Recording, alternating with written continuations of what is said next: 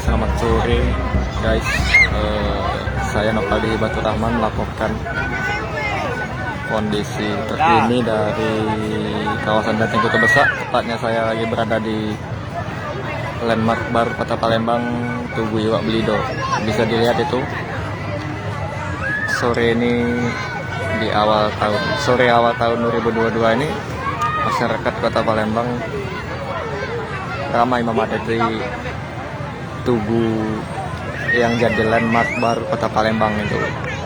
Bisa dilihat itu anak-anak sampai masyarakat sampai naik ke atas,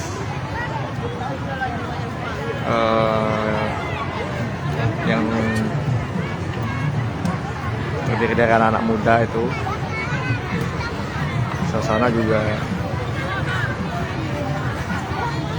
sangat ramai untuk sore hari ini, terpantau pukul 16.47 atau jam 5 kurang 15 menit. Bisa kita lihat juga itu masyarakat Kota Palembang dan sekitarnya memadati area Benteng Kota Besar ini. Jadi banyak juga permainan-permainan maupun jajanan-jajanan lokal di sini.